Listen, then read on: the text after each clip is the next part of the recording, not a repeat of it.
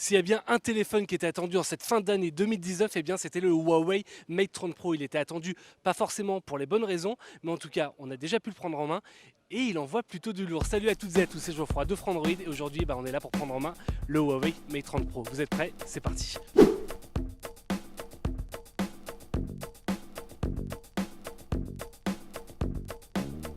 La raison pour laquelle il était attendu, le Huawei Mate 30 Pro, c'était pour l'éventuelle sortie ou non en France, mais ça on y reviendra à la fin de la vidéo. Là pour l'instant on va vraiment se baser sur les specs, sur nos premières impressions et sur ce côté prise en main parce que il est plutôt cool.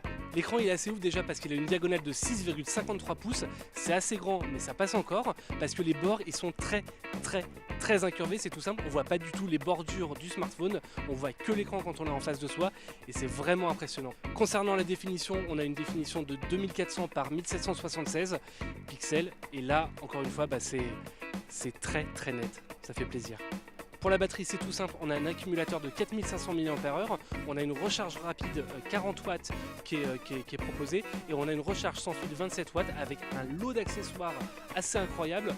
Franchement là c'est pareil, ça devrait aller, connaissant Huawei généralement il y a une très bonne autonomie, ça ne devrait pas changer avec le Mate 30 Pro.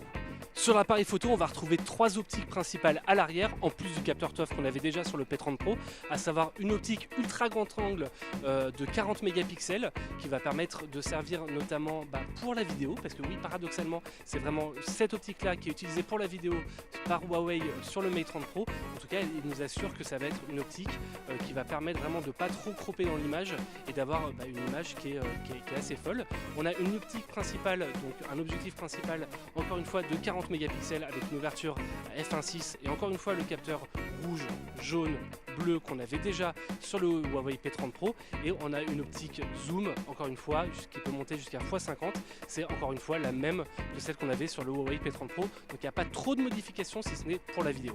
En revanche, une des principales nouveautés, c'est EMUI 10. EMUI 10, on vous en a déjà parlé dans une précédente vidéo. Ça apporte pas mal de choses, notamment un mode nuit, un peu plus d'animation au niveau des icônes. On a également des icônes qui sont beaucoup plus jolies. Donc tout ça, c'est intégré directement sur le Huawei Mate 30 Pro. Il y a deux autres fonctions qui sont gérées directement par le logiciel.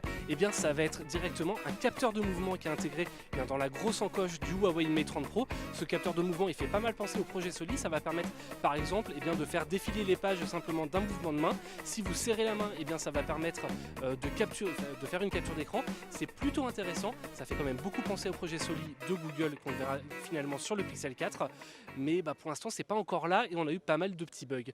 Un autre effet qui est géré par le logiciel, ça va être directement sur le volume, parce que oui, il n'y a pas de boutons volume qui sont intégrés directement sur le smartphone de Huawei. Pour le volume, il va falloir tapoter 2 fois sur la tranche et ensuite on va avoir la petite barre de volume qui va s'afficher. Il suffit ensuite de glisser son doigt de haut en bas ou de bas en haut en fonction de si on veut augmenter ou baisser le volume, et là pour le coup ça marche plutôt pas mal.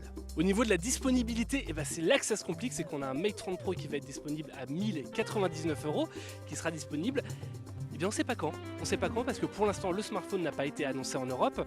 On a discuté un peu avec les équipes de Huawei qui nous ont dit que il sortira peut-être d'ici la fin de l'année. En tout cas, ils font absolument tout pour.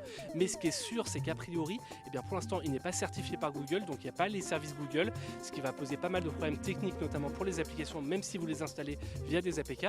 Donc ça complique quand même pas mal les choses. Huawei fait tout pour qu'ils sortent d'ici la fin de l'année, mais pour l'instant rien n'est sûr du tout. Merci à toutes et à tous d'avoir suivi cette vidéo, n'hésitez pas à vous abonner à la chaîne YouTube de Frandroid pour trouver d'autres prises en main, des tests beaucoup plus complets et tout plein de choses. Quant à moi, je vous remercie d'avoir suivi cette vidéo, je vous invite à aller cliquer un petit peu en bas sur les liens pour retrouver la prise en main en version écrite et tous les articles à propos du Huawei Mate 30 Pro, et je vous dis à très bientôt sur Frandroid.